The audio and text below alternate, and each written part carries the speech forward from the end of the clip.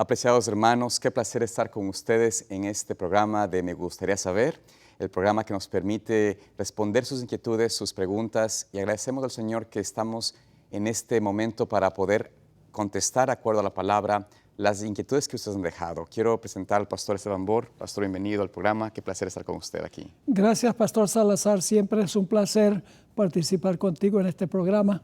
Muchas gracias por tu buen trabajo. Amén, pastor. Gracias a usted por su tiempo y por permitirnos estar en este programa importante que nos es de mucho gozo y alegría porque nos permite conectarnos con ustedes y responder sus inquietudes. Queremos recordarles que envíen sus inquietudes a la siguiente dirección que aparece en pantalla, que es tv@zoomtv.org. Y no olviden de que tenemos una lista muy larga, así que tengan paciencia en esperar su respuesta. Pastor, antes de abrir la palabra de Dios, quiero invitarle a que nos dirija en oración. Oremos. Padre Celestial, venimos a tu trono con humildad, pero también venimos con confianza. Amén. Porque venimos en el nombre poderoso de Jesús. Gloria a Dios. Pedimos que nos acompañes por medio del Espíritu Santo en este programa. Ilumina nuestras mentes, santifica nuestras palabras, bendice a los que están viendo este programa, que pueda ser una bendición para su vida espiritual. Te ruego, Señor, que los traiga más cerca de nuestro Señor Jesucristo. Amén. Te lo pedimos en su nombre. Amén. Amén. Amén. Tenemos, pastor, una interesantísima pregunta. Bueno, varias preguntas. Siempre es una bendición contar con preguntas interesantes y algunas de ellas únicas. Una de estas es esta que nos envía. La verdad no conocemos, creo que es Joan, pero no tenemos exactamente el nombre completo. Tampoco sabemos de dónde nos envía la pregunta, pero queremos ponerla y contestarla de acuerdo a lo que el Señor nos ha permitido escudriñar en la palabra de Dios. Dice la palabra, aquí la pregunta es la siguiente. Con respecto a las heridas de Cristo, ¿estas heridas están en el día de hoy cicatrizadas o estarán abiertas por la eternidad como símbolo de la salvación de la humanidad, o será que estas serán cerradas cuando Cristo venga? Esta pregunta tiene que ver con las heridas de Cristo. ¿Están estas heridas abiertas o están estas heridas cicatrizadas, ¿no? Y si es que estarán abiertas hasta el día de ahora o hasta cuando Cristo venga. Bueno, pastor, tendríamos que buscar las referencias bíblicas y en el espíritu de profecía sobre las heridas en el cuerpo de Jesús. Correcto. Y tal vez un buen lugar para comenzar es inmediatamente después de la resurrección con Tomás. Correcto. No sé si podemos tal vez leer ese texto. Por supuesto, pastor. Esta es una pregunta interesante. Vamos a hacer la respuesta comenzando en Juan 20:27. Cristo había muerto, por supuesto, había sido crucificado, ahora había resucitado, y 7 días después de su primera aparición a los discípulos, hubo un discípulo que no estuvo allí presente cuando fue recién resucitado, que fue Tomás, y aquí Cristo le dice a él lo siguiente, versículo 27, entonces dijo a Tomás, mete tu dedo aquí y ve mis manos, y da acá tu mano y métela en mi costado, y no seas incrédulo, sino creyente. Así que notamos que aquí, pastor, en la primera intervención, digamos, clara, donde Cristo dice, mira mis heridas en las manos, en mi costado, mete tu mano, da un cierto sentido de que estaban quizás cicatrizadas o estaban en proceso de cicatrización, pero podían él claramente verlas y tocarlas, inclusive poner sus dedos dentro de la herida de Cristo, ¿no? Es interesante, se me ocurre ahora recordar una cita del Espíritu de Profecía, a donde ella dice que cuando Cristo resucitó, tenía el mismo tamaño de cuerpo que había tenido durante el periodo de su ministerio. Eso es muy interesante porque también Elena White dice que antes de venir a la tierra era más que el doble de alto que Adán. Es decir, era un poco más alto que Adán, y Adán era el doble de lo que es una persona común y corriente hoy. Claro. Pero luego la hermana White tiene una cita donde dice que cuando Cristo ascendió al cielo, el Padre hizo un milagro y le hizo crecer el cuerpo para tener el tamaño que tenía antes de venir a la tierra. Así que La pregunta clave es si tenía las heridas cuando resucitó con el cuerpo del mismo tamaño, obviamente un cuerpo glorificado, pero tenía Jesús las heridas ya con el cuerpo del tamaño que tenía el cuerpo antes de su encarnación. Yo creo que el Espíritu de Profecía tiene la respuesta a esa pregunta, porque la hermana White describe el momento del encuentro entre el Padre y el Hijo cuando Cristo ascendió al cielo. Correcto, pastor. Y es interesante esta respuesta o este punto que se está mencionando. De hecho, tengo esa cita también, se encuentra en el libro Desea todas las gentes, la página 773, y dice lo siguiente, entrando en el momento que Jesús entra al Padre después de que ascendió ya en gloria, dice, entra Jesús a la presencia de su Padre, señala su cabeza herida, su costado traspasado, sus pies lacerados, alza sus manos que llevan la señal de los clavos, presenta los trofeos de su triunfo, ofrece a Dios la gavilla de las primicias. Es decir, muestra aquí que Él presenta al Padre, ¿no es cierto?, sus heridas, presenta su cabeza herida, su costado traspasado, sus pies lacerados y las manos que llevan la señal de sus clavos. Entonces, me imagino, pastor, que aunque su cuerpo es, por supuesto, glorificado, es un cuerpo que le da a Dios esa altura, las heridas y las señales las mantiene y las mantendrá no solamente hasta que Cristo venga, sino por toda la eternidad las tendrá con Él. Y lo que dice esa cita de Elena White está corroborado por lo que dice la Biblia. Correcto. Porque esa descripción viene de Apocalipsis 4 y 5. Y aquí voy a leer Apocalipsis 5, 6. Ya. Y miré y vi que en medio del trono y de los 4 seres vivientes, que son querubines y serafines, y en medio de los ancianos, que son los representantes de los mundos que nunca pecaron, estaba en pie un cordero como inmolado. Así que Jesús se está presentando en el cielo como un cordero inmolado. Y luego más adelante en el capítulo 5, los ángeles están cantando alabanzas al cordero que fue inmolado. Es decir, que la descripción que da Elena White de que Él se presenta ante su Padre, le muestra las heridas, está corroborado por lo que dice Apocalipsis 4 y 5. Ahora, importante, pastor, confirmar este punto, ¿no? Las heridas de Cristo no tienen que estar abiertas en el sentido de que estén con sangre o estén continuamente, no sé, mostrando ese sufrimiento o esa cicatriz o esa herida continua, porque algo que mencionó la pregunta era si estarían cicatrizadas o estarían abiertas, es decir, sangrando, ¿no? Y creo que es importante de recordar de que la misma palabra de Dios en Hebreos 9, voy a ir brevemente allí, Hebreos 9, nos declara que Jesucristo, cuando Él, por supuesto, ofreció su sacrificio y sufrió su muerte y ascendió al cielo, solo lo tuvo que hacer una sola vez, dice allí la palabra de Dios. Porque no entró Cristo en el santuario hecho de mano, figura del verdadero, sino en el mismo cielo para presentarse ahora por nosotros en la presencia de Dios, y no para ofrecerse muchas veces a sí mismo, como entra el sumo sacerdote en el lugar santísimo cada año con sangre ajena.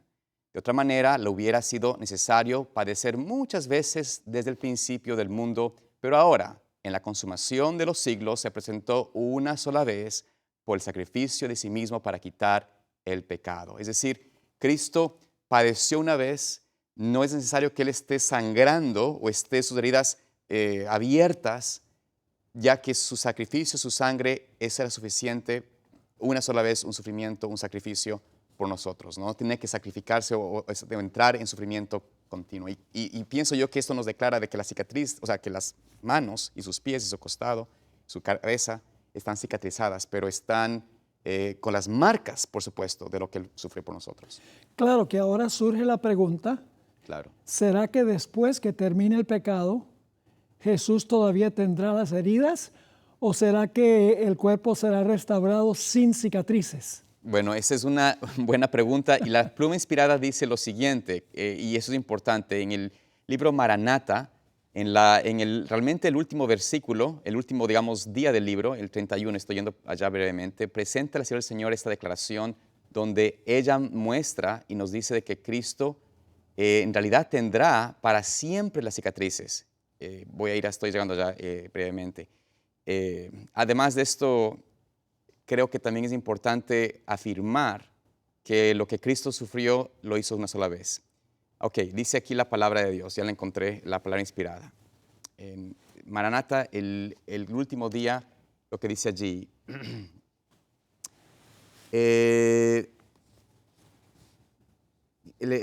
A ver, perdón, es que no creo que esta cita estaba.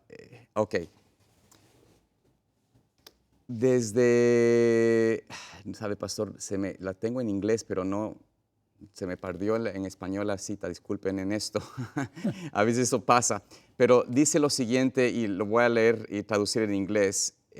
Solo queda un recordatorio. Nuestro Redentor llevará para siempre las marcas de su crucifixión sobre su cabeza sangrentada, sobre su lado, sobre sus pies y manos. Solo quedan las marcas del trabajo cruel que el pecado trajo sobre él. Es decir, quedan las marcas de lo que él sufrió, de su cabeza, de sus manos, de sus pies, que fueron heridas por nosotros. Ese es el libro Maranata, que es una matutina. Matutina, correcto. ¿Cuál es el título de esa sección? Sección es el honor más grande de nuestro Señor. Okay. Y es, por alguna razón en español, no sé, no coincidió exactamente la fecha, pero en fin. Sí, las citas en las matutinas son un poco complicadas para conseguir, porque muchas veces no tienen paginación. Correcto.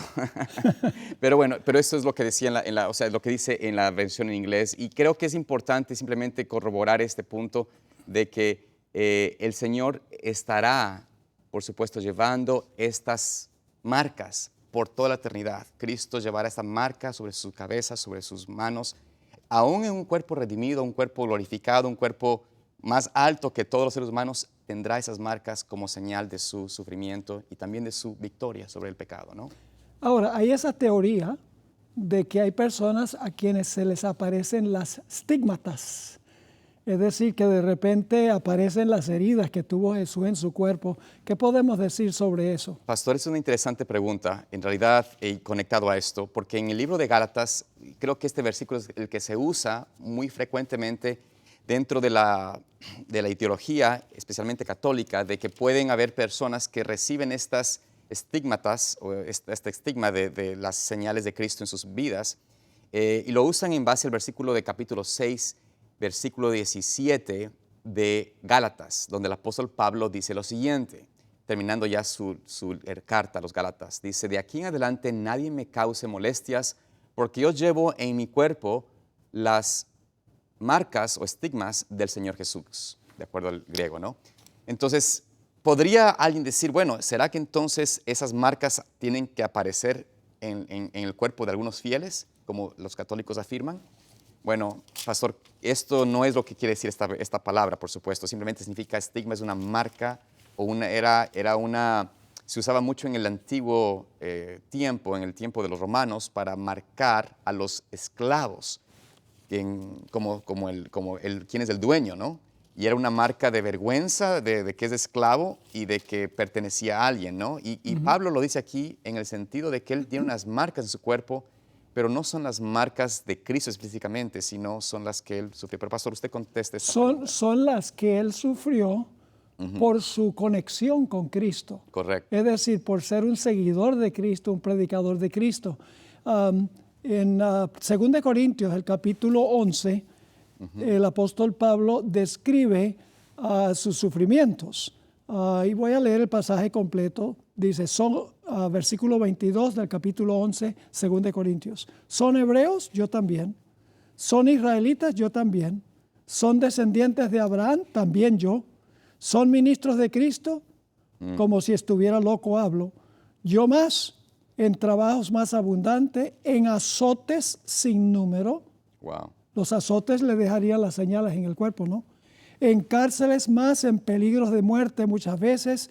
De los judíos 5 veces he recibido 40 azotes menos uno. Increíble. Tenía las marcas Por en el cuerpo, supuesto. pero no significa que esas marcas no se sanaban. Claro. Y no significa que aparecían así nomás, Sigue diciendo, 3 veces he sido azotado con varas, 1 vez apedreado, 3 veces he padecido naufragio, 1 noche y 1 día he estado como un náufrago en alta mar, en caminos muchas veces, en peligros de ríos, peligros de ladrones, peligros de los de mi nación, peligros de los gentiles, peligros en la ciudad, peligros en el desierto, peligros en el mar, peligros entre falsos hermanos, en trabajo y fatiga, en muchos desvelos, en hambre y sed, en muchos ayunos, en frío y desnudez. Y además de otras cosas, lo que sobre mí se agolpa cada día, la preocupación por todas las iglesias. Yo no creo que haya otro campeón del evangelio que haya sufrido Tanto como todo Pablo. eso. Tenía las estigmatas porque había sido apedreado, había sido azotado por los judíos. Correcto.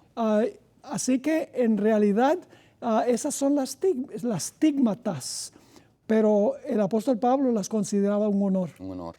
Así es, pastor. Y creo que es importante así que contestar esta pregunta, ¿no? Pablo no tuvo las marcas de Cristo específicamente las mismas. Eso no es lo que la Biblia dice, sino que llevó estas marcas reales de haber sido una persona perseguida, maltratada, herida por seguir a Cristo y por predicar el Evangelio. Y eso es lo que, como usted menciona, es el orgullo de Pablo. Para los judíos y los romanos eran estigmas. Exactamente. Negativo. Negativo. Pero Pablo dijo, lejos esté de mí gloriarme, Amén. sino en la cruz de Cristo. Amén, amén, pastor. Muy bien, tenemos tiempo para una pregunta más. Nos llega a nosotros desde Viña del Mar en Chile, y lindo lugar en Chile. Ruth Vergara nos envía esta pregunta, y es interesante, pastor, esa pregunta. Nos llega sobre la visión de Ezequiel. Dice lo siguiente: la visión que Ezequiel tuvo del nuevo templo en Jerusalén, ¿fue el segundo templo construido o simplemente no lo fue? Dice ella, los judíos dicen que será el tercer templo que supuestamente construirán, pero en este templo aquí descrito, en Ezequiel, tiene un altar de sacrificio. Mas Jesús ya fue el sacrificio final y definitivo. Además, en el capítulo 47 habla de un río de sanidad con árboles que crecerán y darán fruto cada mes, y sus frutos serán alimento y sus hojas para sanidad. Además, la ciudad tendrá 12 puertas y cada una llevará el nombre de una de las tribus de Judá. ¿No es esta la nueva Jerusalén? Entonces, ella tiene esta interesante inquietud si el templo de Ezequiel que tuvo en su visión, si vio, era del nuevo templo que supuestamente iba a construir el pueblo de Israel, o el tercer templo, o fue el segundo, o simplemente no tiene que ver con ese templo. Y si es el templo celestial, ¿podrá ser posible porque tenía ahí un altar de sacrificio? ¿Qué podemos decir al respecto, pastor? Descartemos una de las posibilidades primero. Claro, No es el segundo templo, ya, el templo que se construyó después del cautiverio, porque ese templo no tenía ni la sombra de la gloria que tuvo el templo que construyó Salomón. correcto. En el libro de Ageo, capítulo 2, encontramos una experiencia muy interesante sobre esto. Dice en el versículo 6, porque así dice Jehová de los ejércitos, de aquí a poco yo haré temblar los cielos y la tierra, el mar y la tierra seca, y haré temblar a todas las naciones, y vendrá el deseado de todas las naciones, o sea, el deseado de todas las gentes, Claro. y llenaré de gloria esta casa, que está hablando de la casa que se construyó después del cautiverio. Correcto. Ha dicho Jehová de los ejércitos, mío es la plata y mío el oro, dice Jehová de los ejércitos, la gloria postrera de esta casa Sí, será mayor que la primera. correcto. Ha dicho Jehová de los ejércitos. Pero el problema es que esa casa nunca tuvo la gloria que tuvo ni siquiera el templo que construyó Salomón. ¿En qué sentido ese templo iba a ser más glorioso? En el sentido de que Jesús iba a ministrar en ese templo cuando se encarnara y viniera a la tierra. Claro. Pero cuando se terminó el templo, dice que los ancianos que habían conocido el templo de Salomón, dice el libro de Ageo, que lloraron y dijeron, no es esta casa nada comparada con la casa que construyó Salomón. Por supuesto. Es decir, eso descarta la posibilidad de que el templo que se menciona en Ezequiel 40 al 48 sea este segundo templo. Claro.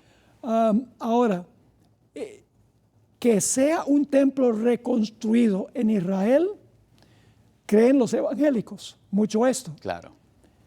Pienso yo que posiblemente Satanás pueda maniobrar para que se construya un templo allá y para que la gente crea que la profecía se está cumpliendo allá. No estoy diciendo que va a pasar así, pero Dios, a medida que retira su espíritu, le da más rienda suelta a Satanás para cumplir el panorama que él tiene en mente. Pero esto no está describiendo un templo que se va a reconstruir en Jerusalén antes de la segunda venida de Jesús. Las similitudes de este templo se parecen mucho a la Nueva Jerusalén del libro de Apocalipsis. Y creo yo que con ciertas variaciones, el templo que está describiendo Ezequiel es el templo que existirá en la Nueva Jerusalén, el templo bueno, en realidad no está en la Nueva Jerusalén, está en un monte fuera de la ciudad de Jerusalén, si uno lee primeros escritos, la descripción de la primera visión de la hermana White. Claro. Así que la descripción que da Ezequiel es de un templo que no se ha construido ni se va a construir antes de la segunda venida de Jesús. Ahora, pastor, también podría ser esto una muestra de la existencia de un templo celestial donde se usó como patrón para mostrar a Moisés cómo debía ser el templo hecho en la tierra, cómo debía ser más o menos el santuario hecho en la tierra. Es decir, recuerda que tanto Moisés como el mismo David, que recibió de Dios la instrucción de cómo construir el templo, vieron un patrón. Dios les enseñó un modelo, o Sí. vieron el real, mejor dicho, para que hagan algo similar. Y por ende, yo tengo la inclinación como usted de que este es un templo más bien lo que está en el cielo y simplemente fue usado. Y por eso es que se menciona un altar de sacrificio, no porque se iba a usar necesariamente, pero era el modelo que el Señor quiso que ellos lo hicieran aquí en la tierra, similar a lo que veía en el cielo, ¿no? Sí, y claro, hay el problema de que el libro de Apocalipsis dice que en la ciudad no vi templo. Claro. Pero si uno lee cuidadosamente primeros escritos, la hermana Joya está describiendo su primera visión. Ella dice que iban caminando y llegaron a un templo.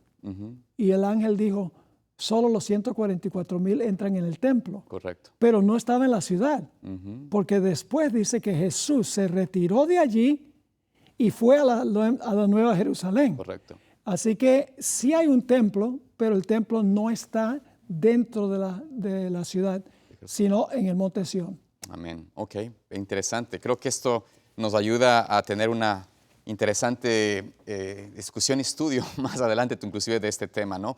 Creo también, pastor, que para ir concluyendo, el asunto del templo, del nuevo templo, del templo en el cielo, mejor dicho, que no está dentro de la ciudad, también presenta una respuesta a la promesa de que de algunos de los que son redimidos recibirán un nombre y serán inscritos en los pilares del templo. Es decir, aclara esta aparente contradicción de que no hay templo en Jerusalén, pero muestra de que sí las promesas de Dios, de que tendrán su nombre escrito en los pilares del templo, en la columna del templo, afirma esta declaración, este concepto de que el templo está fuera de Jerusalén.